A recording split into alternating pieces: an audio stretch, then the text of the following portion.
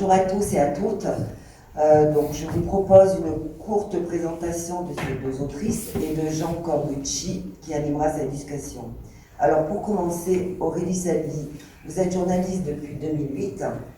Vous avez d'abord travaillé pour différents médias d'actualité comme Libé, La Minute, puis vous avez participé au lancement d'un magazine azuréen de développement durable et mené différentes actions d'éducation média en milieu scolaire. En 2018, vous participez à la construction éditoriale et au lancement de Kids Matin, le média pour les 12 ans du groupe Nice Matin. Teresa Maffeis, vous êtes la fondatrice de l'Association pour la démocratie à Nice depuis 1991. Vous luttez contre les discriminations et les exclusions des sans-papiers. Vous luttez pour la scolarisation des enfants roms, les droits des femmes et le droit au logement. Humaine, point barre. Jean Corbucci, auparavant enseignant en collège, lycée, puis en IUFM, Centre de formation des enseignants. Depuis, il n'y a pas longtemps, la retraite, donc 2009. Vous êtes exploitant agricole, statut d'agriculteur solidaire, et vous participez au réseau Éducation sans frontières qui aide à la scolarisation des enfants de familles sans papier. Vous accompagnez régulièrement Teresa à Vintigny et vous participez à la collecte pour les migrants. Alors, si vous me le permettez, Aurélie et Teresa, je vous lis la 4e page de votre journal de bord. Vintigny, ville frontière italienne, supermarché des Azuréens, en quête de cigarettes à prix cassé, s'illustre pour une autre spécialité, le transit des migrants. Fuyant l'horreur des zones de conflit ou la brutalité des dictatures, ce sont des milliers de jeunes femmes, hommes et enfants qui trouvent refuge dans cette cité balnéaire et ces montagnes environnantes. Pour leur venir en aide, de nombreux citoyens, connus ou inconnus, boulangers ou retraités, princesses locales ou agriculteurs, anarchistes ou curés, se mobilisent. Ils collectent des vêtements et de la nourriture, manifestent avec les réfugiés, dénoncent l'illégalité de pratiques policières et beaucoup doivent se défendre devant les tribunaux.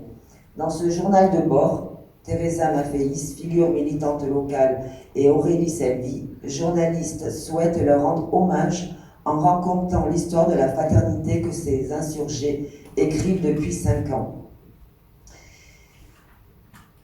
Alors, avant de vous laisser la parole, si vous me le permettez, je vais vous poser une première question. Comment est né ce livre ?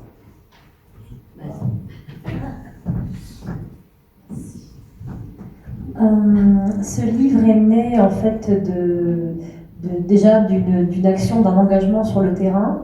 En 2015, Teresa était déjà très engagée à cette frontière bien avant 2015, mais en 2015, je me suis mise dans ses pas, revenant d'une expérience professionnelle à Paris, et j'avais envie de m'engager à la frontière pour venir en aide aux personnes en exil, et c'était Teresa pour moi la ressource évidemment première, parce qu'elle était un peu de tous ces combats-là sur les droits humains. Et puis sur place, donc je l'accompagnais très régulièrement à ce moment-là, et d'abord on était vraiment dans l'action pure et simple, et puis un jour on s'est dit que ça serait bien de collecter, de laisser une trace de ce qu'on voyait. Moi en tant que journaliste, je me rendais compte aussi que c'était malheureusement il y a des temps médiatiques, je le sais puisque je travaille dans ce secteur, et que Vintimille ne captait pas du tout l'attention des médias. Il y avait Calais, il y avait la Grèce. C'était vraiment sous-médiatisé, et nous, ce qu'on voyait là-bas nous paraissait vraiment être quelque chose d'extrêmement grave, et surtout un moment de l'histoire de notre territoire qu'il fallait absolument pas oublier.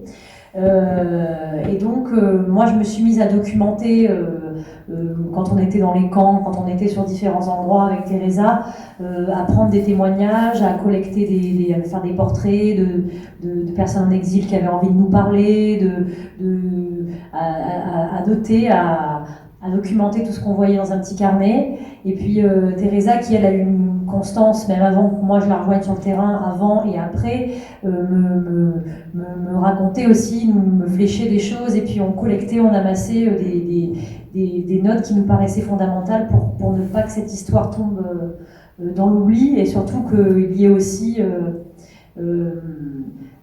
aussi trace de toutes les personnes qui se sont mis en action pour porter secours, pour juste faire parler leur humanité, et que ça me semblait très très important que ce livre puisse exister. Et je suis très contente qu'il y en ait une trace dans une bibliothèque, ça me paraît fondamental, qu'il n'existe pas que dans des librairies, que ce livre soit disponible.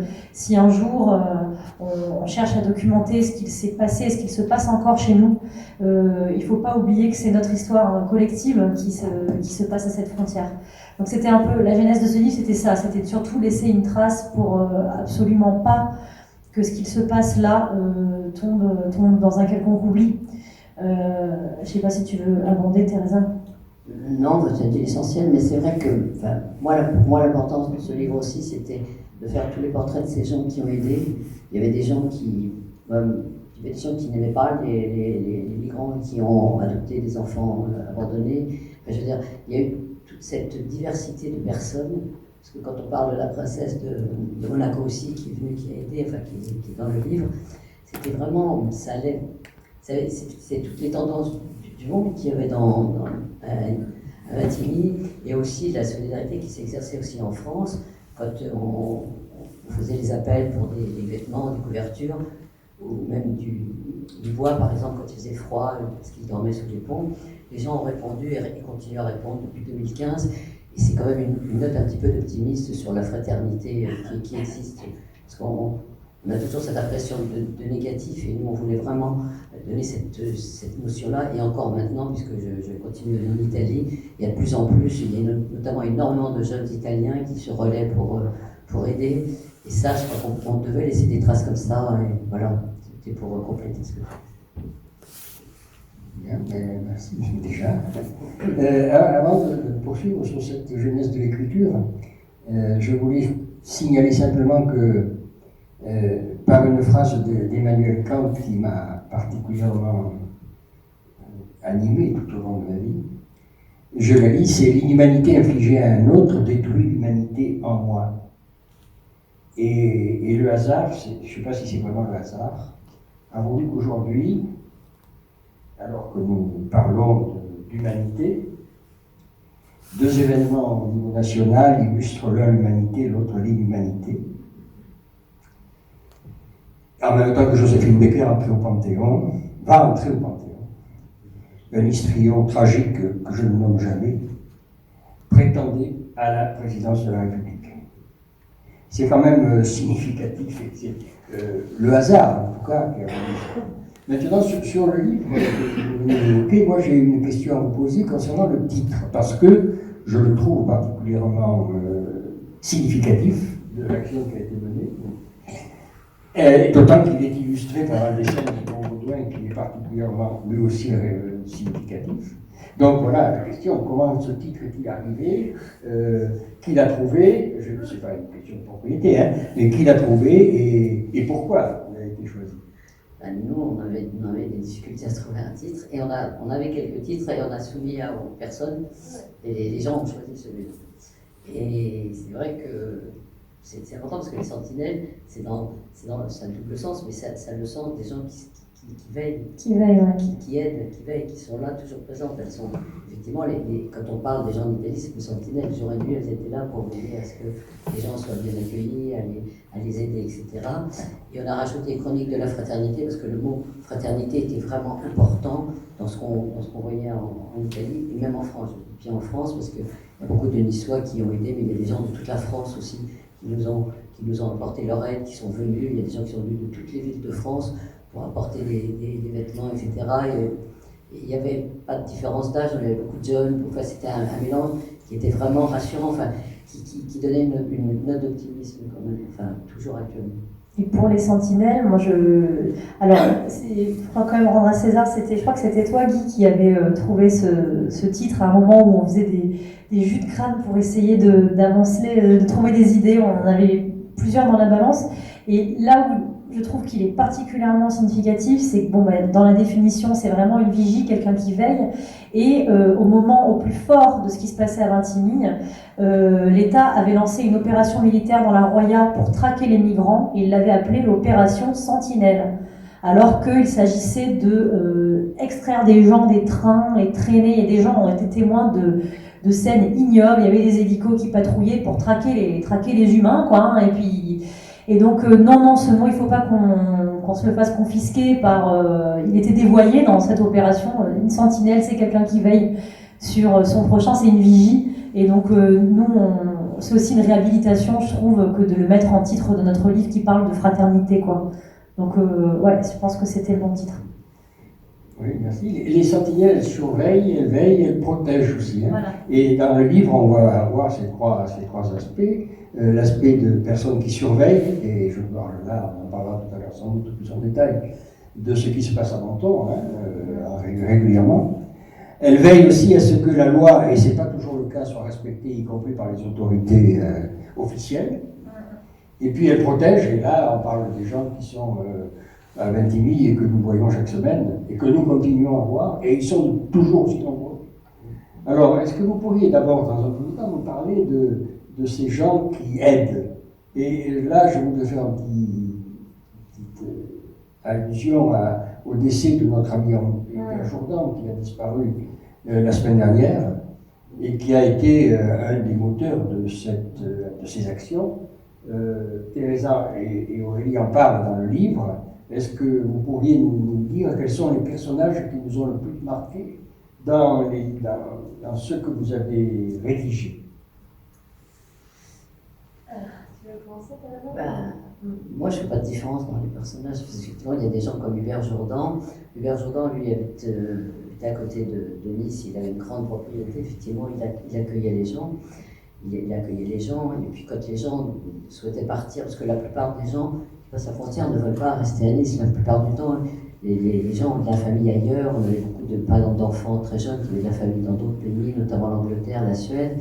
Et donc, lui, c'était un temps de repos pour tous ces gens-là, de rester 2 ou 3 jours, et après, donc, il partait. Mais il y a, je veux dire, c'était un personnage assez fort, enfin, mais il y en a eu d'autres qui ont fait des actions plus petites, etc., mais qui avaient pour moi la même importance. Tous les gens qui... Parce que, bon, par exemple, moi je suis militante, donc c'est un petit peu normal pour certaines personnes, mais il y a des gens qui ont découvert qu'ils avaient aussi une possibilité de faire quelque chose pour d'autres. Et ça, pour moi, c'était vraiment important. Et on le voit d'ailleurs quand on reçoit beaucoup de messages de gens qui ont lu le livre, c'est ce qui les frappe vraiment. Parce que quand vous allez là-bas, vous ne pouvez pas, enfin quand vous allez en Italie, puis quand vous êtes né à Nice, voir ce qui se passe, parce que là, actuellement, ils dorment quand même dans la rue. Je veux dire, ils dorment dans la rue. Hier, enfin, je cite un exemple, il y a une femme qui est arrivée avec un bébé, elle n'a pas été hébergée, et alors quelqu'un l'a emmenée à l'église du Vœu, parce que derrière l'église du Vœu, les gens dorment comme ça sous des tentes, et alors elle est arrivée comme ça avec son bébé, il y a un monsieur, un migrant qui est parti de sa tente et qui lui a offert la tente, etc. Donc tu vois, c'est des gestes qui se font des deux côtés, parce que les migrants s'entraident beaucoup et nous apportent beaucoup, je veux dire, moi j'en ai jamais entendu un se plaindre, je veux dire, ils sont toujours là, et en Italie, ils sont présents, ils aident, etc. Bon, c'est vrai qu'il y a la tristesse dans leur regard, il y a beaucoup de gens il y a eu des gens qui ont beaucoup de problèmes psychologiques parce qu'ils n'ont pas compris ça. Il y a eu des gens qui ont disparu, qu'on n'a plus jamais revus. Et donc, c'est difficile de parler de tous ces gens qui ont fait de la fraternité, parce qu'on en a oublié des centaines, quoi. C'est ça le problème. Mais c'est pas qu'on a fait un choix, mais c'est à l'époque où on a écrit le bouquin, c'est ça. Mais là, il y en a toujours plein et ça se renouvelle. Oui. Moi, ce qui m'a frappé, c'est que, en fait, je trouve que quand on ne peut se fermer à cette détresse-là que quand on ne l'a pas sous les yeux. Et toutes les personnes qu'on a rencontrées qui se sont mises en capacité d'aider, c'est qu'à un moment, elles sont vraiment confrontées. Elles ont plongé leur regard dans le regard de quelqu'un dans un camp en bas de chez elle, je pense à Maria et son compagnon qui habitait au-dessus d'une église à Vintimille dont l'homme d'église avait décidé d'ouvrir les portes, et à un moment ça a été un camp où il y avait plus de 1000 personnes, un été où c'était vraiment démentiel, le monde et la détresse qui s'agrégeaient là.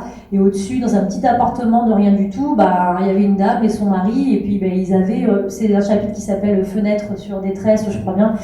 Ça se passait sous leur fenêtre, quoi. Et de fait, c'était pas des gens qui avaient ni accueilli, ni qui étaient spécialement tournés vers la défense du droit des réfugiés ou je sais pas quoi, pas du tout. Mais de voir ça sous leur fenêtre, de voir la détresse de ces jeunes, ils ont fini par descendre, donner la main, donner le coup de main, quoi. Et puis à rester proche de son prochain, mais quand il est dans la détresse, ils ont ouvert leur cœur. En fait, ils se sont retrouvés avec une famille à la maison, une jeune fille qui voyageait avec son petit frère et qui était enceinte, et puis la petite aînée, puis ils ont pris tout le monde sous leur aile, et puis c'est devenu une famille, en fait, une famille, ils ont accueilli tout ce monde-là dans leur foyer, en fait. Et c'est ça qui me frappe le plus. Je pense que quand on considère ces gens comme les migrants, une masse informe, numéraire, comme on nous la présente dans les JT, c'est, je ne sais pas, c'est peut-être effrayant pour certains, c'est peut-être menaçant pour d'autres dans leur propriété, dans leur bien-être, mais quand on est en face d'êtres humains, on n'est ni plus ni moins qu'un être humain face à un être humain. Je pense à cette mémé aussi, c'est Manuela de la Caritas qui nous avait, donc le secours catholique italien qui est très présent là-bas, qui nous avait raconté une mémé qui venait à la Caritas et arrive ce jour-là une personne en exil, mais alors il fallait pas s'arrêter aux apparences, il avait plein de tatouages, il était assez costaud, baraqué, il était extrêmement affaibli, il n'avait pas d'endroit où dormir.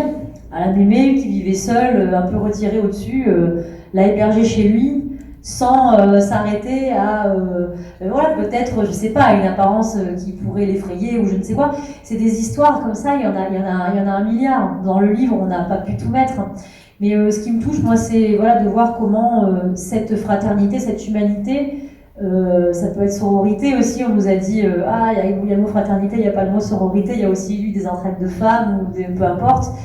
Elle n'a pas d'âge, elle n'a pas de classe, elle n'a pas d'opinion politique. Voilà, c'est également Victoria Canfield, une riche habitante de Cap d'Aille, qui était une américaine qui habitait à Cap d'Aille à ce moment-là. Elle est repartie depuis. Il y avait une villa magnifique sur les hauteurs et tout. Puis un jour, elle va à Vintimille faire son marché, acheter des bons produits locaux, et elle voit des jeunes qui semblaient avoir soif près de la gare, et ça la choque. Alors le lendemain, elle va acheter des packs d'eau, elle les met dans son coffre, et puis elle y va. Et puis, elle devient une cheville ouvrière de cette solidarité-là. Et pareil, si on s'arrête au cloisonnement, aux apparences, au cloisonnement de milieu, cette personne n'aurait jamais dû faire ça. Mais en fait, là-bas, il n'y avait pas que des militants chevronnés, des no-borders, il y avait évidemment. Mais il y a tout type de personnes qui ont laissé parler leur humanité. Donc c'est vrai qu'il n'y en a pas un moins touchant que l'autre. C'est pour ça qu'on y trouve des petites histoires et également des histoires qui ont eu plus d'écho dans les médias, comme évidemment celle de Cédric Héroux, de Pierre-Alain Manoni, de plein de gens qui ont dû batailler en justice. Mais ce qui nous a tenu à cœur, c'est vraiment de mettre tout le monde sur un pied d'égalité, parce que c'est ce qui se passe en fait sur place, quoi. Il n'y a pas de grade de solidarité, il n'y a pas de... Voilà, c'était vraiment important pour nous, ça, dans ce livre. Je voudrais rajouter aussi un personnage assez important sur Vintimille. C'est une dame qui avait un bar. Ah oui, bien sûr. Voilà, c'est une dame qui avait un bar près de la gare. Donc ils arrivaient par le train, et elle a ouvert son bar à toutes les personnes qui arrivaient même très tard. Donc elle les accueillait, elle leur donnait à manger, elle les réchauffait. Et il y avait beaucoup de femmes avec des enfants, donc, et elle a fait ça tout le temps, donc elle a perdu toute sa clientèle. Donc elle a perdu toute sa clientèle, mais pour elle c'était indispensable de faire ça, parce qu'elle avait noué des liens avec tous les gens qui venaient. C'était pas facile parce qu'elle était comme dans une mauvaise santé. Là, elle a été opérée, elle a fallu vraiment perdre la vie, là, et elle a réouvert son bar la semaine dernière.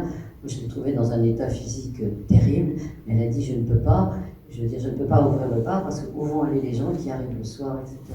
Et ça c'est des gestes qui sont à la fois touchants mais qui sont très forts, parce que c'est pas évident de renoncer à ton activité économique, etc., de recevoir les gens et de continuer tout le temps, parce que quelquefois on voit souvent les gens dans d'autres domaines dans lesquels je milite, il y a des gens qui papillonnent un peu, c'est-à-dire qu'ils viennent un petit peu, puis après ils s'arrêtent. Tandis que là, tous les gens qui sont bâtiments, y compris les gens de la Caritas, les dames qui viennent faire à manger, on peut parler aussi de Sandro, c'est un cuisinier qui a 80 ans, c'est un personnage. C'est-à-dire que moi j'apporte, on nous demande de la nourriture, alors il veut des herbes de Provence, il veut des fruits, il veut pas mettre de boîte, etc. Vous allez là, vous avez l'impression de manger dans un grand restaurant, il se lève à 6h du matin et c'est une réponse digne, plutôt que, si vous voulez, lui il pourrait aussi prendre des choses toutes faites, mais non, il y met un cœur pas possible, et on lui dit aussi, maintenant tu es âgé, mais non, il continue là. Non, ce qui est toujours, c'est des gens qui n'ont fait aucune concession dans l'expression de leur humanité, quoi. C'est là, on aide, on y va. Il y a des hommes d'église, dont Rito de l'église San Antonio, il y avait plus de monde accueilli dans le camp de fortune qu'il avait créé en dessous de son église qu'à la messe, parce que petit à petit tous les fidèles se barraient parce qu'ils n'avaient pas envie de croiser des noirs, quoi. Donc, et lui, lui il a fait ce qu'il avait à faire, point. Il a fait ce qu'il avait à faire jusqu'au bout, sans faire de concession à son élan en fait d'humanité, sans se dire non mais là attention, idem pour Delia qui s'est mis dans une galère financière avec son bar, mais pour elle il fallait que les femmes viennent, qu'il y ait des couches dans les toilettes, une table à langer, qu'il y ait des endroits pour charger les portables, et c'est pas grave si elles faisaient les consos à 50 centimes, il fallait qu'ils bouffent. Et je trouve ça vraiment, c'est magnifique, je trouve en fait.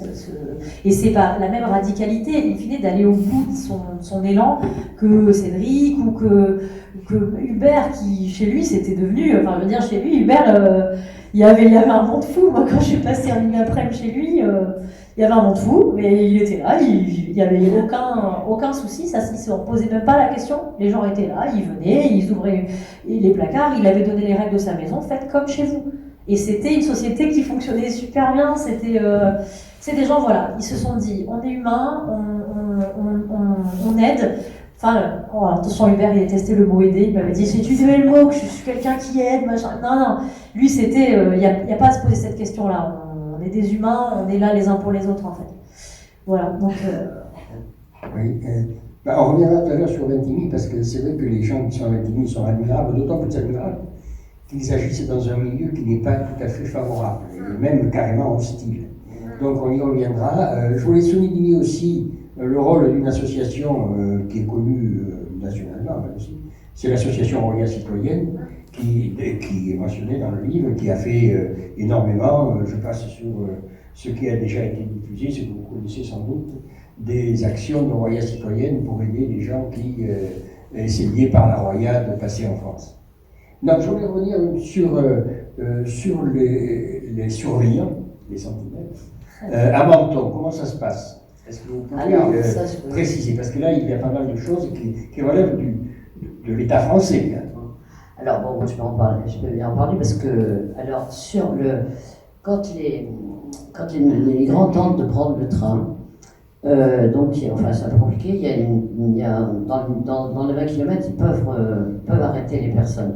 Donc, à Garavan, Menton-Garavan, alors, les policiers montent dans le train et demandent les papiers d'identité qu'aux personnes noires, ce qui est déjà une discrimination. Et ils ont des méthodes assez difficiles. Moi, je m'occupe d'un mineur qui s'était mis dans les toilettes, ils prennent la hache et ils détruisent la porte avec la hache, qui l'a beaucoup traumatisé. Donc, ils les font descendre à Garavan et ils les ramènent donc à la frontière du haut de Menton. Et ils les mettent dans des algécos. Donc, alors, ils les mettent dans les algécos, il n'y a rien du tout. C'est-à-dire qu'il y a juste un toilette et un peu d'eau, donc femmes et hommes et enfants. Moi, j'ai assisté à des scènes où il y avait une jeune femme qui avait son bébé dedans. Ils l'ont laissé dedans. Et quand elle est sortie, ça m'avait vraiment touchée. Quand elle est sortie, elle essayait donc de mettre le bébé avec le foulard. Et il y a un jeune policier qui l'a aidé, qui lui a dit « Moi, je ne veux plus faire ça ». Et donc, il n'avait rien à manger, il restait toute la nuit comme ça, et le lendemain, donc il les faisait repartir sur l'Italie à pied, et c'était sans arrêt comme ça, parce que les gens essayaient, il y a des gens qui ont essayé 10 fois, 20 fois, etc., et c'était sans arrêt ça. Il n'y a jamais eu, je veux dire, moi, nous, alors avec les associations comme Amnesty, CIMAD, le secours catholique, etc., on a fait une équipe de veille, c'est-à-dire que pendant par exemple une semaine, on faisait du départ du premier train jusqu'à la fin, donc toute la journée et la nuit. Donc on veillait à la façon dont il faisait sortir les gens et arrêter les gens de façon illégale. Donc il y a eu plein d'histoires là-dessus, mais donc on a déposé beaucoup de recours. On a gagné la plupart, mais ça n'a rien changé du tout. Ça a été, il y a des hommes politiques qui sont venus, qui ont constaté, etc. Mais la situation actuelle est toujours la même. Donc, le Conseil de l'Europe, tout le monde a dit que c'était complètement illégal, mais ça perdure. Donc, ils ont juste fait une chose, juste nettoyer un peu les Algécos et puis donner un peu à manger, mais enfin presque rien. Et ils nous ont proposé, là, dernièrement, plutôt que de se mettre dehors, comme ça au froid, ils nous ont proposé un petit local à côté, mais on pouvait rester qu'1 heure par jour. Donc, de toute façon, on n'allait pas rentrer là et être complice de ce qu'ils faisaient. Mais c'est vrai que quand on voit tous ces gens qui sortent, qui partent à pied et qui recommencent sans arrêt, c'est un peu... Moi, je me souviens, il y avait des jeunes de la Ville Arson, des artistes qui étaient venus, des jeunes étudiantes, parce que souvent, il y a des étudiants, enfin, il y a beaucoup de gens qui m'appellent et on va ensemble. Et elles étaient allées, puis je suis allé voir la performance qu'elles avaient fait à la Ville Arson. Et elles avaient fait un cercle avec une paire de chaussures qu'on voyait tout le temps. Elles avaient compris qu'il était au cercle. Elles ne sont pas restées longtemps, mais c'était très symbolique cette chaussure parce que, en plus, la chaussure c'est quelque chose d'important. Enfin, parce qu'il y a des gens, il y a à côté le pas de la mort, et il y a beaucoup de gens qui n'ont pas de chaussures. Enfin, il y a des gens qui arrivent en tombe quand même. Donc, il y a eu beaucoup d'accidents comme ça. Et c'est vrai que c'est quand même difficile de constater qu'on en est encore là. Et dans le livre, il y a tout un chapitre consacré à ces opérations d'observation, de veille qui ont été, comme tu le disais, organisées, continuent à l'être conjointement par des grosses associations, puis des plus locales comme la tienne.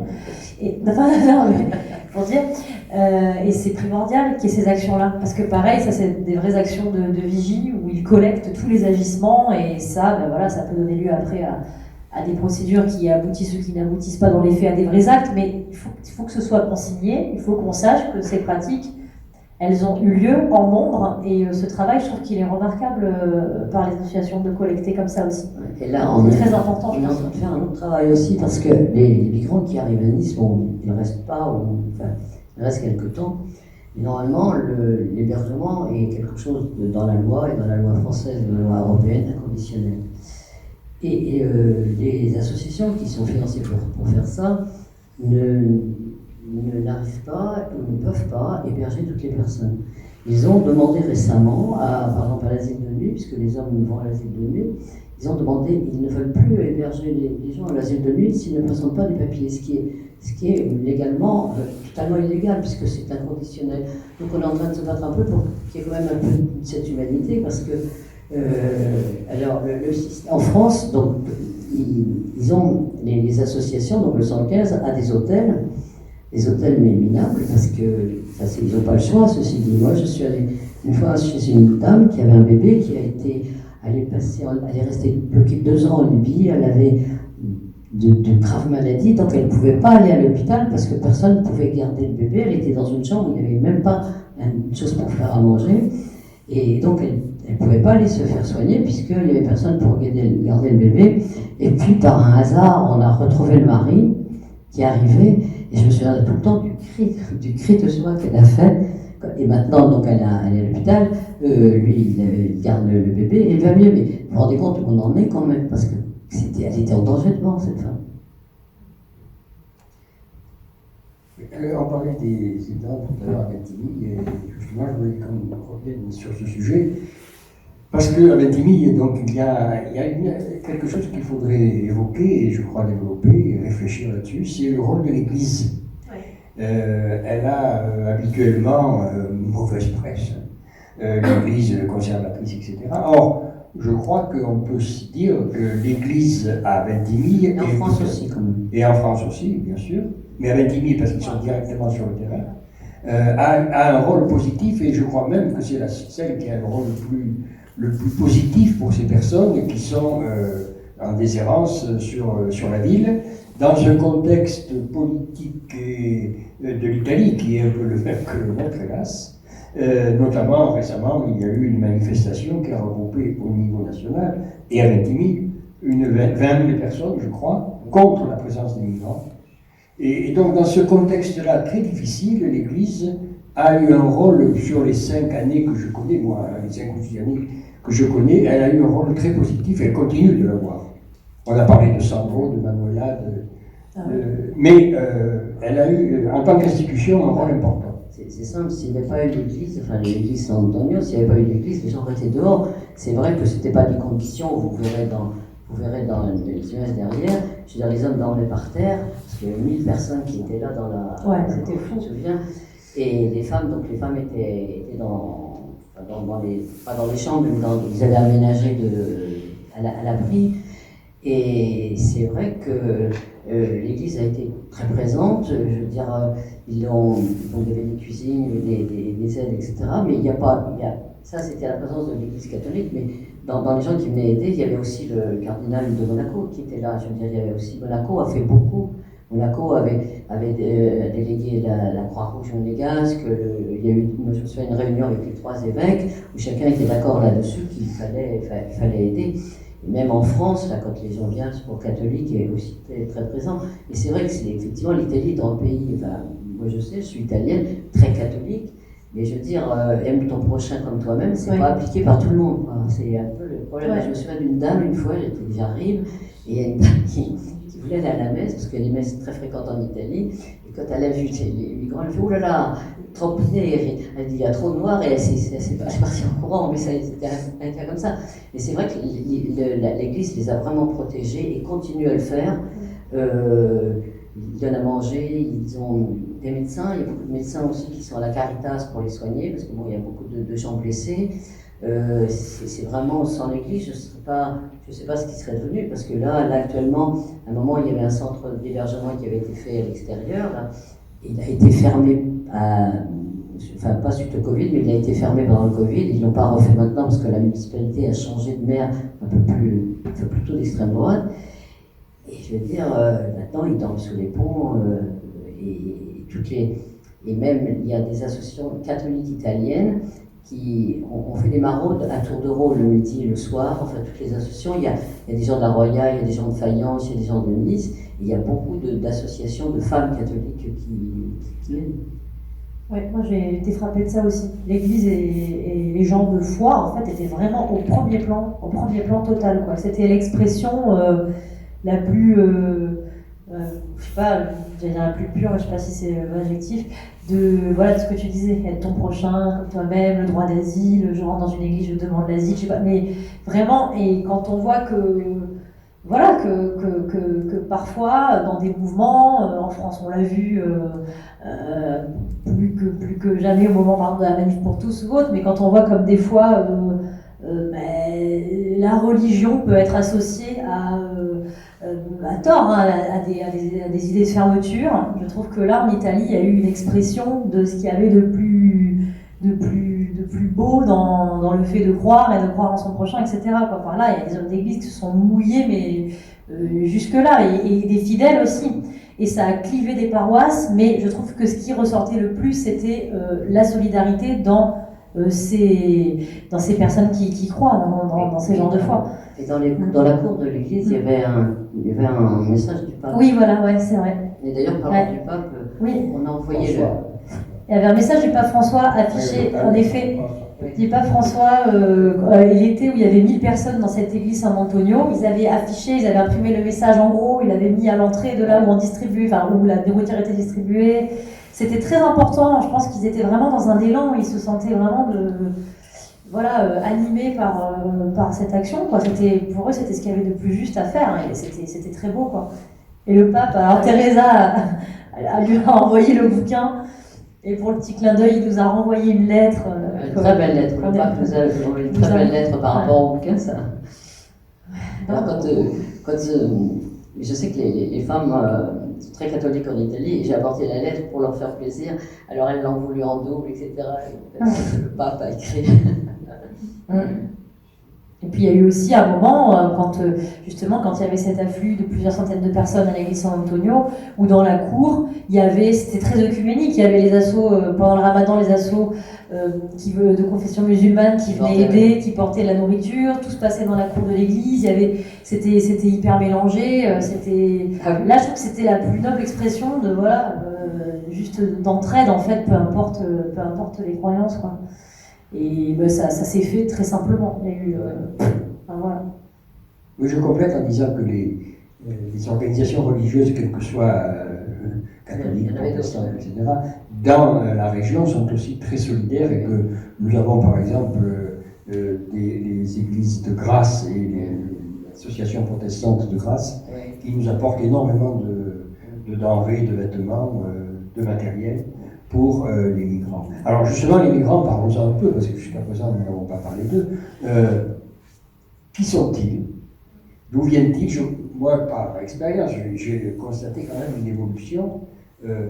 Il y a eu une première période où il y avait pas mal de familles et de gens qui résidaient, et puis, semble-t-il, mais vous allez confirmer, semble-t-il ou pas, semble-t-il, il y a une évolution dans la population. Ce sont souvent des jeunes gens qui ne sont là qu'en transit. Et ce transit est parfois très difficile. Teresa parlait tout à l'heure des problèmes à la frontière de la mort. Il y a quelques jours encore, un jeune homme a été électrocuté parce qu'il voulait passer la frontière sur le toit d'un wagon. Voilà. Donc, qui sont-ils? Il y en a eu 3 électrocutés. 3. Qui sont-ils, ces migrants, et que deviennent-ils quand ils arrivent à franchir l'obstacle, ce qui n'est pas toujours facile? Alors, je ne sais plus combien de nationalités on avait compté. La Caritas avait organisé un jour, il y avait un artiste en résidence qui était là, qui avait fait, je ne sais pas comment, c'est une œuvre qui, je sais plus comment ça, c'est une œuvre qui s'adapte à beaucoup de situations. Ça s'appelle la Madonna degli Stracci, qui serait en français la Madone des chiffons. C'est une grosse statue et il y a plein de vêtements qu'il a ramassés des migrants qui sont passés. Et les migrants viennent de nombreux pays. Alors le chiffre est énorme. Donc il y a eu au départ beaucoup d'Érythréens, parce que bon, l'Érythrée, les conditions de vie sont insupportables. Il y avait beaucoup d'Érythréens, il y avait beaucoup d'Africains. Il y avait majorité d'hommes, effectivement, parce que pour les femmes, c'est quand même beaucoup plus difficile de passer. Il y avait des couples, etc. Et là, on voit arriver effectivement beaucoup d'Afghans. Je suis allée l'autre fois, il y avait énormément de jeunes Afghans. Donc eux, ils peuvent demander l'asile, parce que vu ce qui se passe en Afghanistan, mais ils restent sous le pont parce que les Afghans sont depuis très longtemps plutôt en Suède, en Norvège, ou dans ces pays-là, c'est comme ça, ou en Angleterre. Beaucoup de gens voulaient l'Angleterre parce que les gens veulent aussi, ce que je disais, les gens ne veulent pas rester en France, enfin à part les gens qui sont et encore, qui sont de langue française, mais sinon les gens vont ailleurs où il y a depuis très longtemps c'est pas des communautés, mais des gens qui se sont installés. Et donc ces jeunes Afghans restent sous le pont en attendant de pouvoir passer, parce que si ils demandent l'asile en Italie, ils ne pourront plus partir ailleurs. Donc maintenant, ils prennent des risques. Moi, je n'ai jamais fait attention. Ils disaient, mais non, on va y arriver. Et donc là, c'est effectivement beaucoup d'Afghans. Il y a beaucoup de gens aussi il y a moins de gens d'Afrique actuellement, parce que c'est un peu plus difficile de passer. Il y a beaucoup de Pakistanais aussi, il y a beaucoup de gens. Des Kurdes également. Des Kurdes. Je crois qu'il y a eu toutes les nationalités. Ouais. Je pense qu'on a. J'arrive pas à retrouver le passage, mais en effet, je me souviens que c'était, je sais pas où j'en ai 80, ouais, voilà, 90 nationalités. Oui.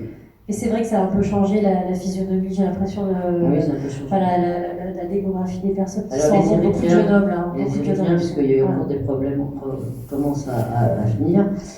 Et alors, il faut dire aussi que c'est pas simple d'arriver, parce que là, par exemple, l'autre fois, il est arrivé, il n'y a pas longtemps, il est arrivé 250 Érythréens d'un seul coup, comme ça. Donc, ils nous m'ont expliqué.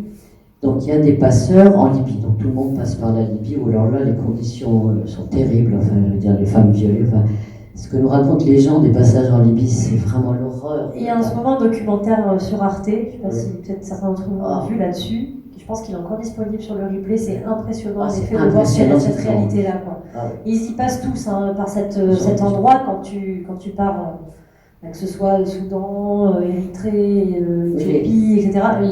Il y a toujours un moment, la plupart qu'on rencontrait à Oui, les Vassili Afghans, étaient passés par la Libye, Non, mais les quasiment. Afghans, Non, pas les Afghans. Pas les Afghans. Afghans, mais je veux dire, tous ceux qui Ouais. viennent d'Afrique sont passés par la Libye, quoi. Et- Alors, ils arrivent, donc ils étaient 250, donc ils avaient payé 1500 € chacun, déjà, le passeur. Et il m'expliquait que les passeurs volaient les bateaux, les vieux bateaux qui étaient en Libye, donc d'où les bateaux qui coulent sans arrêt. Et donc ils sont arrivés en Italie, donc l'église les a accueillis, et les passeurs étaient en lien avec les passeurs d'ici, d'Italie, de France. Et donc, ils ont repayé 1500 €. Donc, ça leur faisait 3500 €. Et donc, eux ne voulaient pas rester en France non plus. Donc, ils ont dû reprendre un peu pour passer. Donc, ce qui veut dire aussi que ceux qui souffrent, enfin, je veux dire, ceux qui souffrent, toutes les populations, il y a des gens qui n'auront jamais les moyens d'arriver là. Je veux dire, c'est impossible. Parce que même, bon, là, ça coûte énormément cher. Et donc là, nous, on voit les parents qui se sacrifient, ou alors souvent ils nous racontent que c'est le village qui s'est collecté, qui a collecté de l'argent pour que quelqu'un... Toi, je suis allée chercher à la gare un jeune migrant, enfin mineur, là les mineurs peuvent passer, là c'est pas trop un problème, et il me disait que lui, ça se voyait, il était très doué à l'école, enfin, lui, il voulait être acteur de cinéma, donc ça...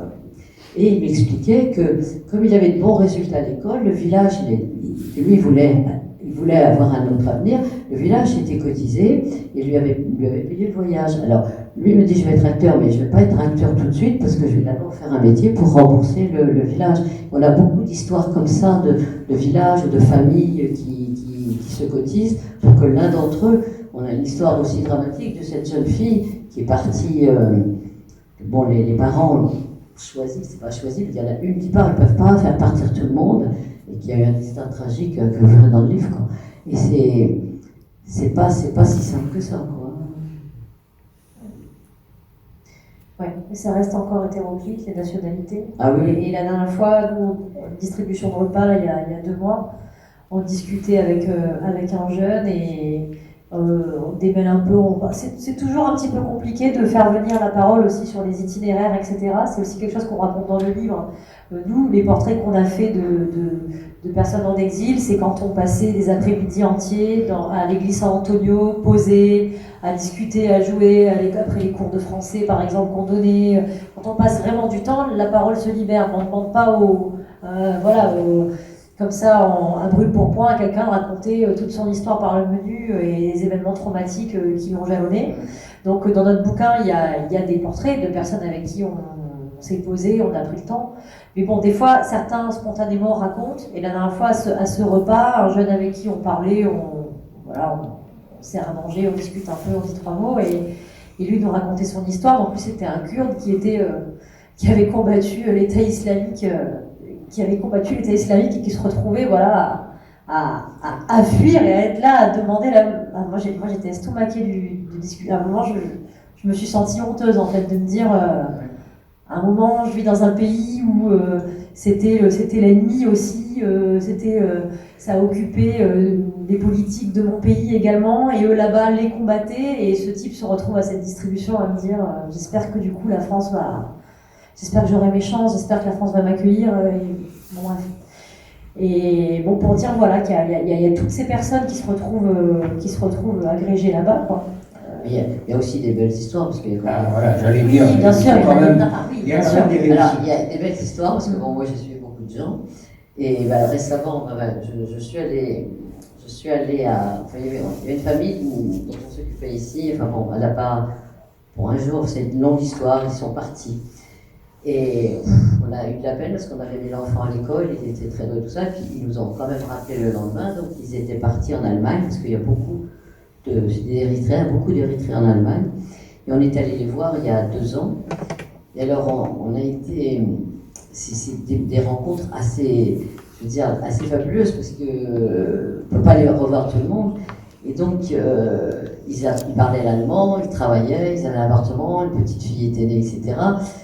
Et ils ne nous laissaient pas partir. Et là, la semaine dernière, je suis allée à Nantes voir une famille, un couple qui était arrivé à Nantes. Et alors là, c'était vraiment ému d'en parler parce que ça faisait 5 ans qu'on ne les avait pas vus. Et quand on faisait les cours de français, on n'était pas très doués, mais j'allais à l'église San-Antonio de Vintimille. Dans l'église, et moi j'avais dit, en France, chaque année, on fait une photo d'école. Alors on mettait les chaises et puis on faisait une photo d'école. Et alors chaque fois qu'on faisait des cours, on mettait les chaises. Donc j'avais énormément de photos de tous les gens qui avaient suivi les cours. Donc je suis allée, Guy a fait, sur une clé USB, a mis toutes les photos sur les photos de classe. C'était vraiment très très touchant. Et de voir aussi eux maintenant, ils sont à Nantes, donc depuis, ils ont des enfants. Et les enfants qui disaient papa, et le papa qui souriait, mais qui un jour leur racontera, mais je pense qu'ils sont trop petits. Quoi. Ouais. Mais c'est vrai qu'ils ont aussi un peu il y avait aussi des choses assez drôles, parce que je me souviens quand j'arrivais à Vintimille, quelquefois ils attendaient devant la porte, et parce que quand les gens se font prendre, ils les emmènent dans l'Italie du Sud. Et alors il y a un jeune qui arrive et tout le monde applaudit, je n'ai pas compris pourquoi, ils avaient calculé qu'il avait mis le meilleur temps pour arriver de Bâle jusqu'à Vintimille. T'es du Sud. Il y avait une histoire aussi assez drôle, mais qui s'est bien terminée. Il y avait une dame qui était assez forte et un mari tout maigre, et elle avait mis son mari dans une valise en carton. Elle était dans le train, et à un moment, la valise a bougé, et lui, pouf, il est sorti de sa valise. Et quand ils arrivent, tout le monde arrive, et l'histoire s'est bien finie, parce qu'ils ont fini par passer. Mais ils avaient aussi beaucoup d'imagination et beaucoup de sens de l'humour. Il n'y avait pas, je veux dire, il y a eu beaucoup de gens qui ont été traumatisés, ça c'est clair, parce qu'ils ont vécu des choses déjà dans leur pays, plus en Libye. Il y a beaucoup de psychologues qui étaient là-bas, il y a des gens qui ne sont pas sortis psychologiquement, mais il y avait aussi des gens qui avaient quand même cette force-là de continuer. Et moi, quand je vais rencontrer les familles, c'est quelque chose qui va rester, mais qui est passé. Et quand on allait à Düsseldorf, les gens me disaient Vintimille, ça devenait la porte. Et de temps en temps, comme ça, d'aller revoir les gens qu'on a aidés, qu'on a vus, je veux dire, ça aussi redonne du moral, parce que ça veut dire qu'en fin de compte, eux, ils sont à Nantes, ils travaillent, ils ont des enfants, ils vont à l'école et tout se passe bien, donc il n'y a pas de raison que ça ne soit pas comme ça. Oui, alors peut-être qu'il faudrait laisser la parole à la salle, si des gens ont des questions à poser. Je termine en disant que ce livre n'a pas de dénouement, bien sûr. Ça continue, on pourra faire comme dit l'épilogue, de point final, l'éternelle histoire des migrations, elle ne la connaîtra pas. Et du coup, demain matin, on y retourne. Voilà. Est-ce que vous avez des questions? Il y a plein de bâtiments vides à Vintimille. Je pense notamment à la Ferroviaire Station, à l'entreprise de transport, le long de la Roya, vous devez connaître, et qui sont vides et qui pourraient servir de logement. Pourquoi ils ne sont pas occupés depuis des années maintenant, c'est évident. Bon, ça, c'est des volontés, je pense, politiques locales, puisqu'à un moment, ils avaient installé justement dans ce secteur-là, un peu au-dessus de ces anciennes voies ferrées, Jacques de Fret. C'est là qu'ils avaient installé un grand centre de la Croix-Rouge, co-géré par la préfecture.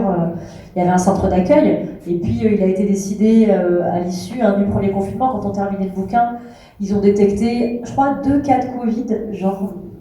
Ouais. Ils ont fermé provisoirement le centre pour assainir et ils l'ont jamais rouvert. Ils en ont profité pour le démanteler. Donc, des endroits, il y en a. C'est pas faute de place, c'est faute de volonté d'installer des centres d'accueil officiels, je dirais. Après. Ah oui, parce qu'ils ont mis des Algeco, parce que comme vous dites là, mais quand vous sortez de l'autoroute, vous voyez tous ces bâtiments qui sont vides depuis des années. Enfin, moi, je vais souvent en Italie depuis longtemps. Il y a plein de bâtiments vides. Mais je pense qu'en plus l'Algeco, ça voulait dire que c'était précaire, quoi. S'ils les avaient mis dans du dur, je pense que la signification n'était pas la même. Ça, c'était des Algeco. Là, actuellement, je veux dire, donc là, il y a un nouveau préfet qui vient d'être nommé dans la région, et lui propose de refaire des Algeco, et non pas dans c'est un quartier qui s'appelle la Mortola, c'est un petit peu, quand vous êtes à la sortie de l'autoroute, c'est un petit peu plus haut. Donc normalement c'est un projet qui est en cours, mais ça fait tellement longtemps qu'on entend en Italie qu'ils vont refaire quelque chose qu'ils ne refont pas.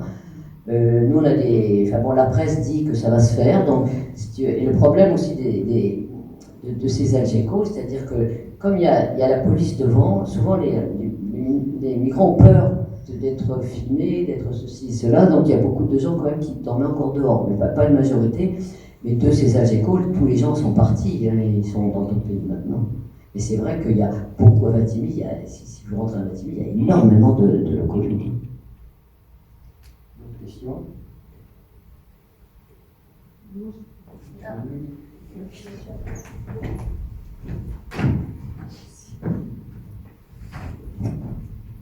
Désolée, c'est pas une question, c'est juste pour vous dire que j'ai lu, j'ai pas encore lu votre livre, mais j'ai lu il y a pas longtemps un livre qui est paru en janvier 2021, écrit par un journaliste, un jeune journaliste, et qui s'appelle Les Enfants de la Clarée, et qui parle de cette solidarité dans la région de Briançon.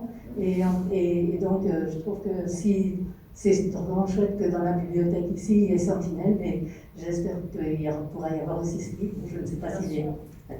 Sur Briançon, quand je présente le livre ce soir, Aurélie, comme elle travaille, elle ne peut pas trop m'accompagner, mais je le présente souvent avec Stéphanie Besson, qui est une guide de montagne à Briançon. Et c'est vrai que les histoires sont... Enfin, le fond est le même, mais c'est pas tout à fait la même configuration, notamment la neige, etc. Et c'est vrai qu'il faut un travail énorme. Là, il y a eu beaucoup de mobilisation parce que les gens sont dehors, vous avez vu à la neige. Et c'est vrai que c'est tout à fait la même situation. Et en plus c'est plus difficile, non, mais les gens qui passent par les Balkans et qui passent dans la neige et dans la hauteur, en plus, ce sont des gens qui ne sont pas du tout habitués à ces climats-là. Je veux dire, c'est difficile. Et c'est vrai que comme il y avait sur Calais, mais c'est vrai que Briançon a fait un énorme travail. Oui, la municipalité aussi. Et là, ils sont en train de reconstruire quelque chose, ils ont trouvé un lieu pour pouvoir faire ça.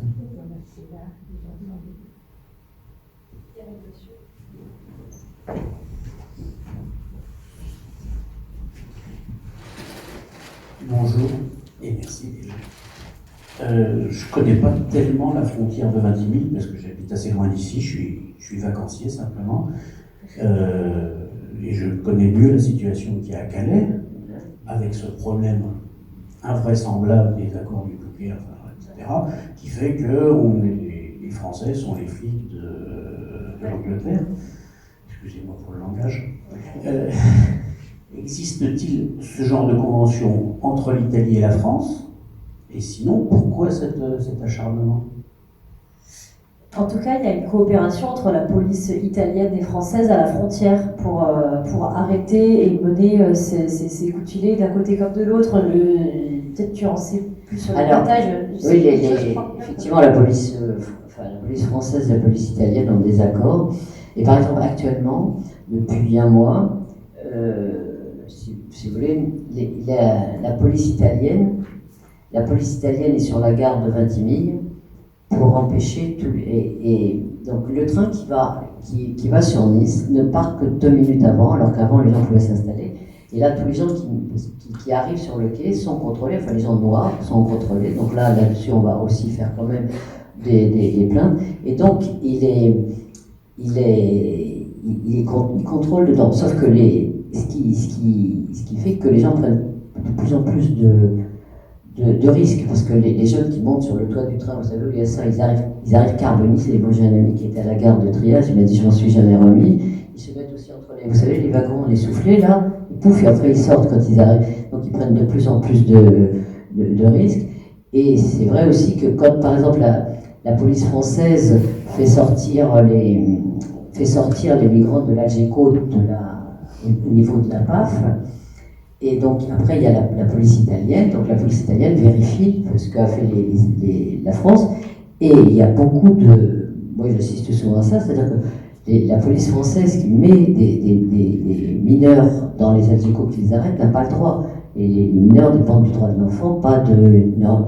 Et donc les Italiens les ramènent aux Français. Et c'est vrai qu'il y a eu au début, il y a eu une vidéo qui est circulée comme ça, où la police française a fait passer des mineurs, et il y a un policier qui les a ramenés par le bord. Il y a des accords dans ce sens, mais la police italienne, moi j'ai vu, il y en a beaucoup de gens qui sont plutôt militants, enfin pas militants, mais qui sont plutôt humains. La police française, ce sont des policiers qui viennent d'autres villes, en général. Bon, parce que ça tourne, c'est-à-dire qu'ils sont sans arrêt. Vous savez, ils ont les camions devant la gare avant toute la journée, ils font ça depuis des années, donc ils changent les personnes. C'est vrai qu'ils sont assez durs, hein, parce que quand on les voit, comment ils mettent les gens dans les Algeco, c'est un peu dur. Mais les polices françaises et italiennes se rencontrent assez souvent. Alors ça, moi, ce qui se dit, j'en sais rien, mais c'est vrai qu'ils ont souvent des rencontres justement par rapport à cette grosse problématique du passage.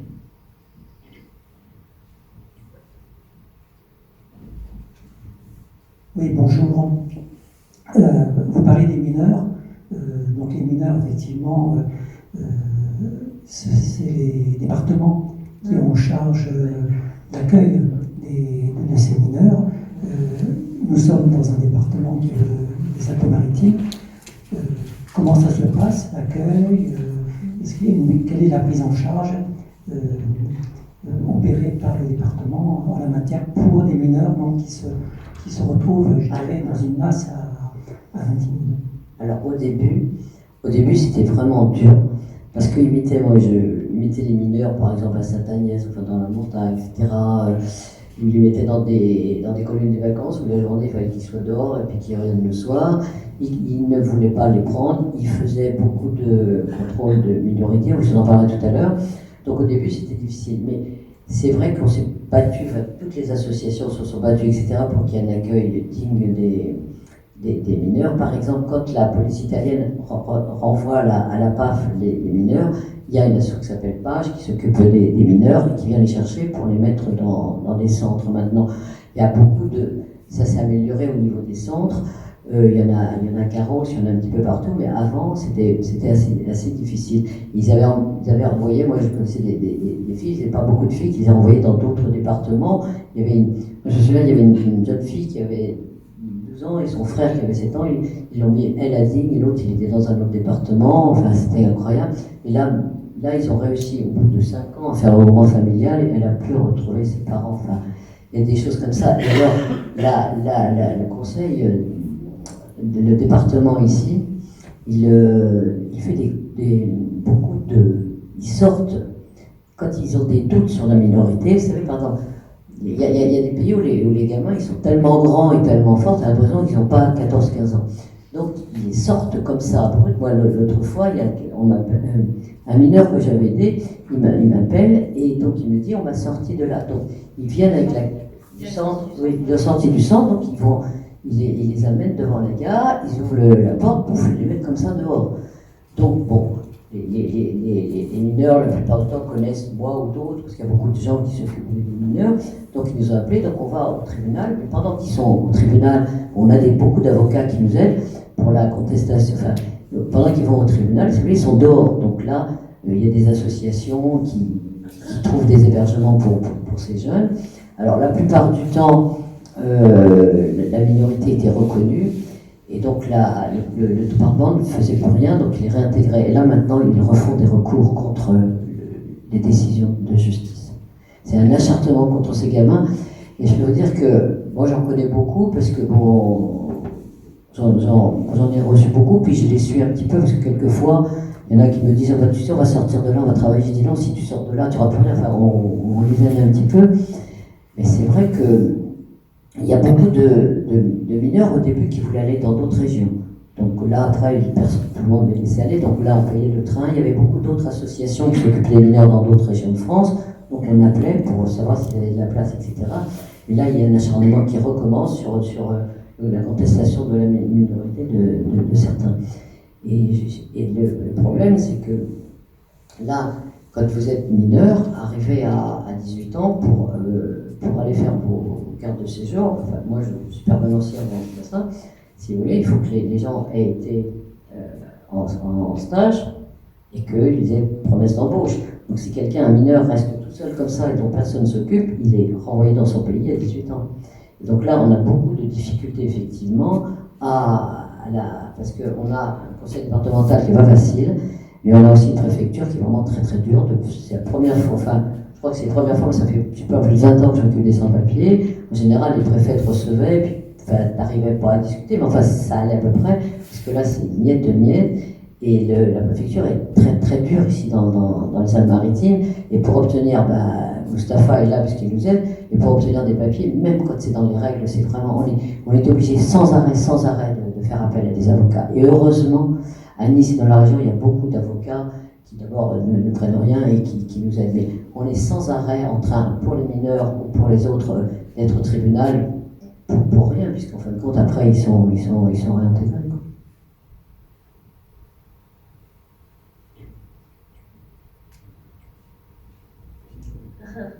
Et excusez-moi, pour la question des contrôles de police dans leur train, est-ce que officiellement ils ont le droit de le faire s'il n'y a pas de raison? Enfin, au faciès, sûrement pas, ils n'ont pas le droit. Mais Ça, c'est une grosse question parce qu'il y a eu beaucoup de témoignages, puisqu'il y a des gens qui ont filmé. Il y a eu quelqu'un qui avait filmé quelque chose d'affreux. C'est une dame qui ne voulait pas sortir qui était enceinte d'ailleurs, qui ne voulait pas sortir du train. Les policiers l'ont traînée sur la sortie, mais par terre, etc. Il y avait aussi le fait qu'ils arrêtent des mineurs, ils n'ont pas le droit non plus. Il y a eu beaucoup de démarches qui ont été faites contre ça, mais on n'arrive pas. Il y a même des députés qui sont venus constater, etc. Mais ça n'avance pas, donc ils continuent à faire parce que même quand ils vont dans les trains et qu'ils demandent les pièces d'identité à des gens qui sont de couleur noire, c'est de la discrimination. Pourquoi ils ne les demandent pas à nous? Donc il y a des gens qui se sont interpellés quelquefois en disant mais pourquoi? Et les gens qui sont interpellés ont été assez maltraités quand même.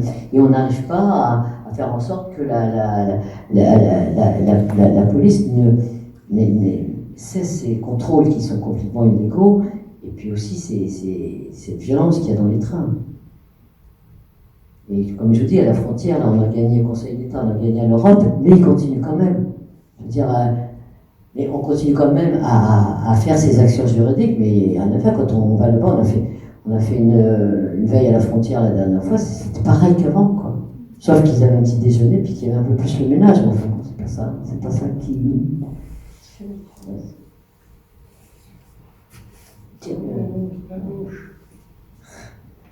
Je reviens sur la question, la fin de la question de mon voisin vacancier. Pourquoi tout cet acharnement? Pourquoi cet acharnement? Alors, là, les gens passaient la frontière sans problème jusqu'à 2015. Et donc il y avait beaucoup d'Érythréens qui arrivaient, et nous, on allait quand je dis nous, c'est toutes les associations, et toutes les associations, on allait à la gare parce que souvent, ils arrivaient tard et ils restaient devant la gare, et on s'est aperçu notamment qu'il y avait des gens, vous savez, les mineurs, les parents leur donnent des cartes Western Union. Oui, des cartes Western Union avec un numéro qu'ils ont dans la tête pour retirer l'argent. Et on s'est aperçu qu'il y avait des gens qui venaient leur dire nous on va aller chercher l'argent. Donc et puis il y a eu beaucoup de gens qui avaient de mauvaises intentions. Donc on allait à la gare avec d'autres associations, on apportait le petit déjeuner, etc. Puis après on les accompagnait dans le train où ils passaient sans problème. Moi j'étais ce jour-là, j'étais à la gare et donc je rentre dans la gare et ils arrêtent les gens, ils empêchent les gens. Alors les gens avaient payé des billets de 140 € pour quitter sur les TGV, donc ils les arrêtent et je demande au policier mais comment ça se fait parce qu'avant ils passaient. Il m'a répondu textuellement, il y a le bordel à Paris, on n'en veut plus. Donc ils les ont arrêtés comme ça. Bon, on s'est battu ça c'est un autre détail, mais on s'est battu pour rembourser les 140 €. Il y a eu, je ne sais pas combien de personnes qui avaient organisé, la SNCF n'a jamais voulu les rembourser. Mais c'est jusqu'au point où ça allait quand même. Tout ça c'est politique, enfin, si ces personnes, si c'est aussi dur à cette porte d'entrée là, c'est parce que politiquement il y a des consignes de non-accueil, il n'y a pas eu d'accord interpays ou à l'échelle de l'Union Européenne pour un accueil digne et décent dans les pays d'Europe. Donc en gros, c'est un peu, à l'heure actuelle, c'est un peu chacun sa merde. Là, ils arrivent par l'Italie, leurs empreintes sont prises en Italie, petite coopération à la frontière. Je ne sais pas exactement quel est le deal entre l'Italie et la France pour permettre que cette frontière soit sur le papier étanche au passage vers chez nous, mais en tout cas, comme les empreintes de ces migrants sont prises en Italie, le point par lequel ils rentrent en Europe, la France considère que c'est du ressort de l'Italie de traiter leur demande d'asile, c'est ce qu'on appelle les accords de Dublin, et donc du coup la France qui n'affiche pas politiquement une grande volonté d'accueil, que ce soit le président actuel ou le précédent, ou même celui d'avant, de facto s'en lave les mains, quoi. Renvoie toutes les personnes qu'elle peut renvoyer sous prétexte que leurs empreintes ont été prises dans d'autres pays d'Europe, donc généralement l'Italie, et joue là-dessus pour absolument pas faire le service minimum, quoi. Ils accueillent les mineurs et puis à 18 ans c'est fini, sauf les personnes qui peuvent rentrer dans un circuit de demande d'asile parce que leur pays est éligible, mais sinon il n'y a pas de volonté d'accueillir. C'est pour ça que c'est aussi dur à la frontière. Enfin, je sais pas. Oui, et puis c'est la seule lecture du truc, je pense. Au début, quand ils arrivaient à Lampedusa, la police italienne ne prenait pas tellement les empreintes. Au début. Après, ça a changé, mais au début, ils ne prenaient pas les empreintes. Donc les gens, quand ils remontaient et qu'ils ne voulaient pas rester en Italie, je veux dire, ils ne voulaient pas aller dans le centre d'hébergement parce qu'ils avaient peur qu'on leur prenne leurs empreintes. Ce qu'ils ne faisaient pas parce que c'était légalement, ils n'avaient pas le droit. Et si vous voulez, après, quand il y a eu plus personne ne pouvait échapper aux empreintes, donc une fois que tu as les empreintes, après c'est compliqué parce que si tu passes en France, il faut attendre des mois, enfin bon, c'est un peu compliqué la loi, tu peux attendre des mois ici et puis te faire dédubliner, enfin c'est un petit peu compliqué, et donc mais il y a des solutions, si vous voulez, mais les migrants ne savent pas qu'il y a des solutions. Ils partent, moi je me souviens une fois, j'avais vu deux jeunes Sénégalais qui s'étaient arrivés, et puis ils me disent Teresa, je vais les voir pour leur aider. C'est pas la peine, nous on est Sénégalais, la France est présente au Sénégal, la France a fait ci au Sénégal, on va être bien accueillis. Moi j'ai pas su quoi leur répondre, hein. Parce que l'asile ils l'auront pas, hein, les Sénégalais. Oui, le 26 novembre dernier, Emmanuel Macron s'est rendu à Rome, en présence de Mario Draghi, président du Conseil italien, et de Mattarella, pour signer le traité de Quirinal, un traité de coopération bilatérale entre la France et l'Italie, qui va structurer, qui va formaliser, qui va encourager et développer les relations entre nos deux pays transatlantiques. Quel va être l'impact de ce traité sur les politiques migratoires? Parce qu'il y a des questions aussi dans les points qui ont été touchés sur le papier de cette question migratoire. Moi personnellement, j'ai pas la réponse. Je pense que j'ai pas regardé dans le détail de ce qui est annoncé sur le papier. Après, il y a aussi eu beaucoup de choses par le passé, notamment sous le mandat de François Hollande, qui avaient été annoncées aussi de volonté d'accueillir une certaine mesure. Quand l'Allemagne accueillait énormément, nous aussi, on s'était engagés à. Et je me souviens, j'ai plus tous les chiffres en tête, mais c'est présent aussi à un moment dans le livre. Il y avait ce qui était dit et puis il y avait ce qui était fait, qui était très en deçà des chiffres qui avaient été annoncés et qui le restaient. Donc après, dont acte, hein, si un accord a été trouvé et que dans les faits il se traduit vraiment par de l'accueil, mais là, vu les échéances électorales, vu le climat en France, vu les personnes à qui on donne écho et qui semblent prendre de l'importance dans le débat public, je vois pas du tout qui aurait le courage de se mouiller pour dire on accueille des personnes en situation d'exil chez nous. Alors là, franchement, je pense qu'il va falloir attendre encore quelques mois avant que ça se décante, hein, et voir ce qui sort des urnes aussi l'année prochaine, quoi. Les dernières déclarations de M. Macron sont plutôt plus dures que ce qu'elles étaient avant sur l'immigration. C'est toujours ambigu. Là, moi, je trouve que ce qui s'est passé à Calais, là, qui est absolument d'une tristesse abyssale. D'un coup, tout le monde s'offusque, on tape du poing sur la table, l'Angleterre n'a pas fait ce qu'elle... et puis, au final, on a tous les politiques qui se sont insurgés ont laissé prospérer cette situation. Là, ils tapent sur les passeurs, mais les passeurs crapuleux. Mais si ces personnes en arrivent là, c'est bien parce qu'il n'y a aucune volonté ni de les aider à se regrouper avec leur famille, ni de volonté de mettre le problème sur la table et de se dire qu'est-ce qu'on fait?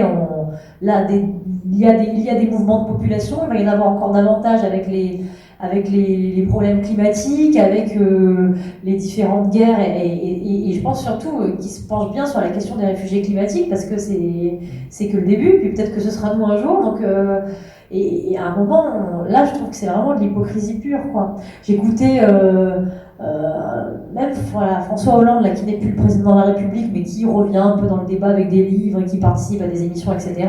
C'est insurgé aussi sur la situation à Calais. Que s'est-il passé pendant son mandat pour l'accueil des réfugiés? À un moment, c'est que des personnes qui se renvoient la balle et qui n'ont pas le courage, parce qu'il y a toujours des petites échéances électorales dans un quinquennat, des législatives, il n'y a pas de courage pour à un moment dire oui, on va avoir une vraie politique d'accueil parce que voilà, au nom du pays des droits de l'homme, au nom du respect des droits humains, personne n'a jamais dit, personne n'a jamais fait. Enfin, c'est ça qui est déplorable. Moi, je sais pas, moi je vois pas d'issue politiquement. J'arrive pas à y croire. Au niveau de l'Europe, vous avez des pays comme la Hongrie ou la Pologne qui n'en veulent pas.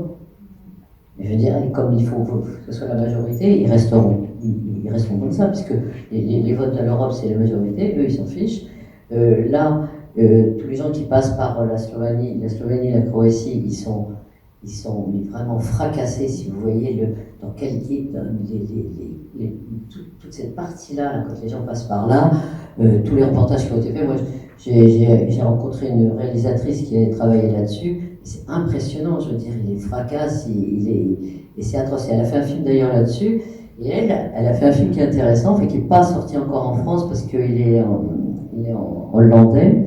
Et donc, quand elle a filmé les gens qui passaient, et les jeunes lui ont dit, mais tu sais, nous, on va prendre nos téléphones et on va filmer. Et en fin de compte, quand ils ont filmé en même temps toutes les irrégularités de la police. Et donc il y a pas mal de policiers qui ont été arrêtés et ça a fait quand même un peu bouger les choses. Et son film, ça s'appelle Shadows Game. Alors game, ce qui veut dire jeu en anglais, les jeunes, le fait de passer les frontières, c'est un game, c'est un jeu. Parce que c'est un jeu, parce qu'il recommence, c'est qu'un jeu, tu gagnes ou tu perds. Donc ces images sont assez fortes parce que, je veux dire, et c'est... Bon, moi je pense que c'est le premier film que je vois qui apporte quelque chose de... les autres oui, les autres c'est plutôt des témoignages, mais là c'est quelque chose qui est fort parce que c'est quelque chose que personne n'avait jamais vu ni filmé. Et c'est vraiment très très intéressant. Moi je l'ai vu le film, c'est impressionnant. C'est vraiment, et alors, ça ils ont de la chance parce que c'est un film qui a eu beaucoup de prix en Europe, un peu partout. Bon, il n'est pas encore en France, il a eu beaucoup de prix. Et donc les jeunes qui jouaient dedans, ils ont été régularisés du coup. Ils ont fait un game et qui a gagné, quoi. Oui. Ah. Oui, ça rejoint un peu. C'est que je me posais la question, c'est le problème de l'Europe et de sa politique, avec Frontex aussi, et l'Europe est en train de fermer ses portes, de verrouiller. Donc on est là, vous en particulier sur le front, d'autres ailleurs, mais comment on pourrait faire, s'il n'y a pas un mouvement citoyen qui dit nous on va accueillir, comment faire? Tout ça va s'essouffler à la fin parce que l'Europe veut vraiment fermer ses frontières et il y a Frontex qui pousse, parce que depuis que Frontex a été créé, je ne sais pas en quelle année ça remonte, Frontex était pour bloquer toutes les migrations. Et on ne parle pas de ce projet de Frontex. Je ne sais pas ce qu'on peut faire. Par exemple, tout à l'heure, quand vous parliez d'aller voir les familles qui se sont établies, si au moins il y avait des médias qui pouvaient peut-être présenter des choses comme ça, de manière à ce que ça enlève des peurs. Il y en a, je trouve quand même des sujets, il y a quand même des sujets, mais je trouve que... Juste pour les familles que je vais voir, vous savez, on a fait des photos ensemble, mais ils ne veulent pas du tout qu'on les montre.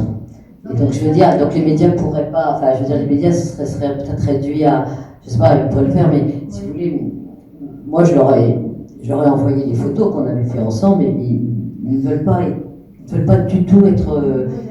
Ça peut se comprendre, c'est d'avoir une page qui se tourne, puis en plus, bon, c'est des gens qui avaient aussi des problèmes dans leur pays, ils ne veulent pas forcément qu'on sache où ils sont, donc c'est un peu compliqué ça, mais je comprends ce que vous dites. On peut même témoigner sans photo, sans reportage, mais... Vous ne connaissez pas la presse, hein? Oui, c'est ça. C'est pour ça, mais comment faire venir un mouvement citoyen qui dit, parce que là, on est quand même dans l'impasse avec la politique européenne. Ouais, complètement. Et là, on retombe sur la thématique du livre aussi, qui a bon nombre de ces sentinelles. En fait, déjà, on peut tous aussi devenir quelque part une sentinelle et se mettre en capacité d'agir ou d'alerter autour de chez soi. Et pourquoi toutes ces personnes, une bonne partie des personnes dont on parle, ont choisi de se mettre dos à la loi pour agir? C'est parce qu'à un moment, elles se substituent à ce que elles estiment se substituer, elles ont, je pense, raison, à ce que devrait faire un État, à ce que devrait faire. Voilà. Et donc, quelque part, cette action-là, on a vu derrière défiler les portraits de Claire. Alors oui, là, c'est autre chose, mais tu voulais dire? Oui, sur cette photo-là, on a mis cette photo-là parce que c'est beaucoup de gens passent comme ça sous les ponts, sur l'autoroute, et une jeune femme est passée, elle a été broyée. Bah, c'est une lettre qu'on voit là. Ouais, il y a son histoire dans le livre. Et pour dire que ces personnes, cette jeune fille qu'on avait vue à l'église aussi, San Antonio. Et pour dire que ces personnes, ces sentinelles qui décident de sortir de la légalité pour aider, je trouve aussi, et l'écho qu'ont eu aussi, pour certains de ces procès, etc.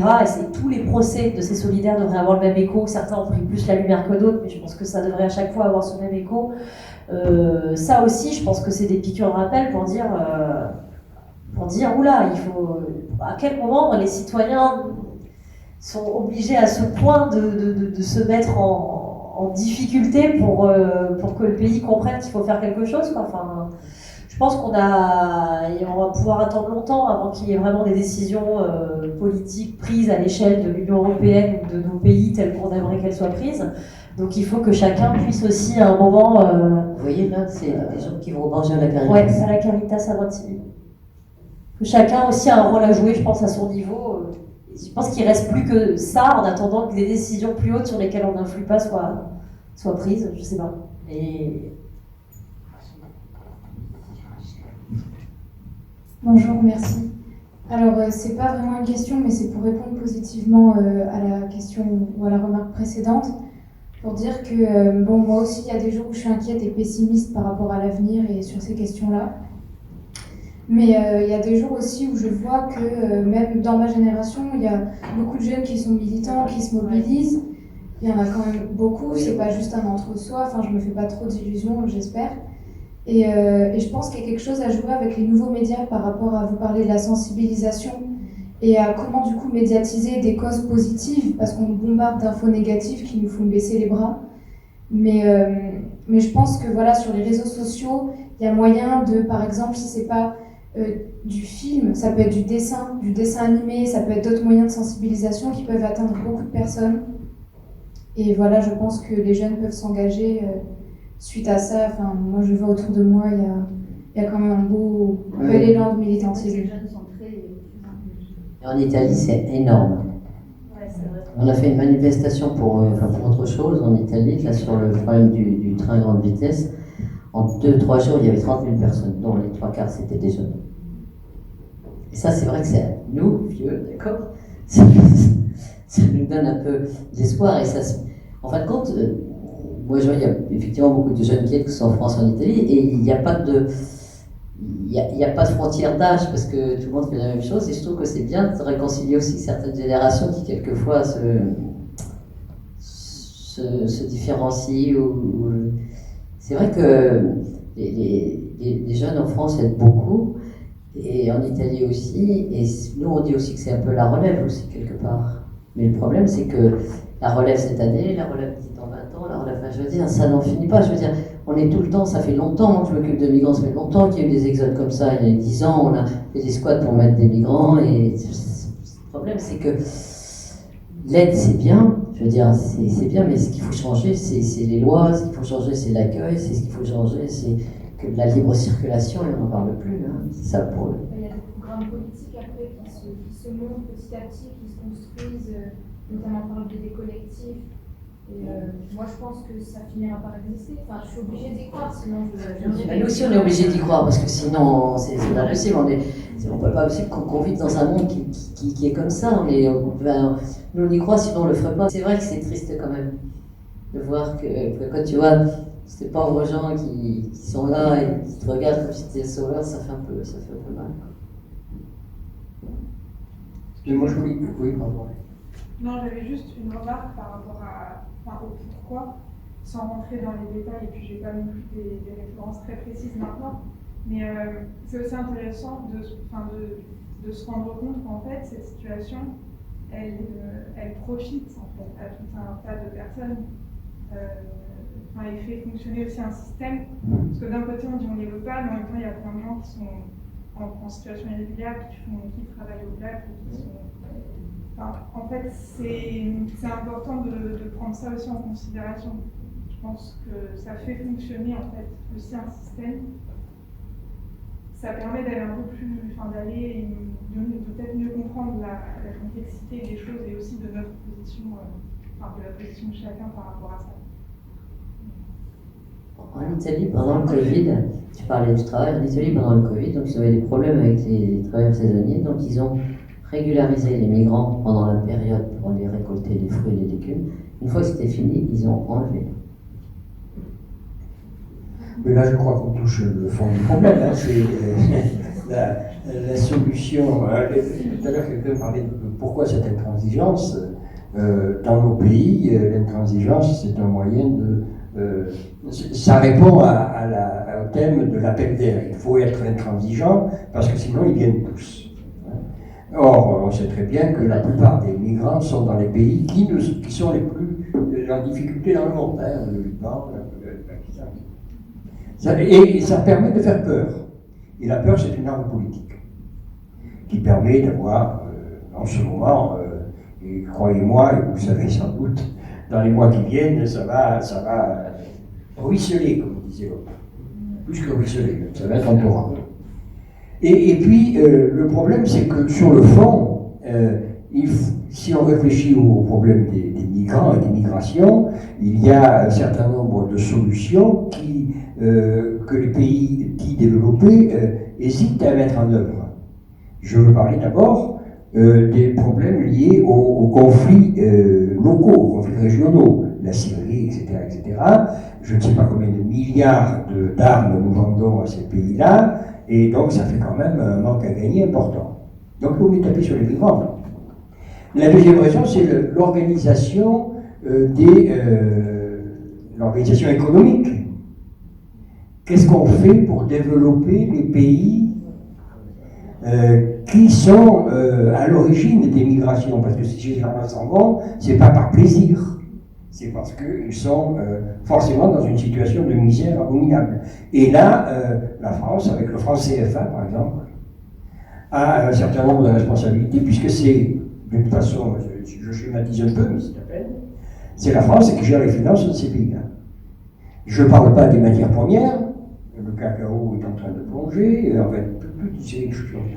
Et troisième élément, je pense, il y a le problème climatique, parce qu'une des causes des migrations, c'est, et ce sera surtout dans l'avenir, les problèmes climatiques. Qu'est-ce qu'on fait pour régler les problèmes climatiques? Vous avez vu à la COP26, les pays riches, les habitants le sont moins, mais les pays riches ont refusé d'aider les pays pauvres et de participer à une aide efficace du développement économique de ces pays. Tout comme pour le Covid, ou là, on dit, actuellement les problèmes liés au développement des variants, c'est lié à l'absence de vaccination dans les pays. Et pourquoi? Parce que 80%, j'entends dire maintenant, j'avais le temps dans le champ du Sénat, 80% des vaccins ont été utilisés dans les pays occidentaux. Et donc, tout cet ensemble-là, si on veut éviter que les gens s'y intéressent trop, ben on fait peur. Ils nous envahissent, ils terrorisent, ils nous font perdre notre identité. Vous allez en entendre, hein, ce soir, si vous regardez TF1, vous ne le regardez pas. Hein. Vous allez entendre tout ça.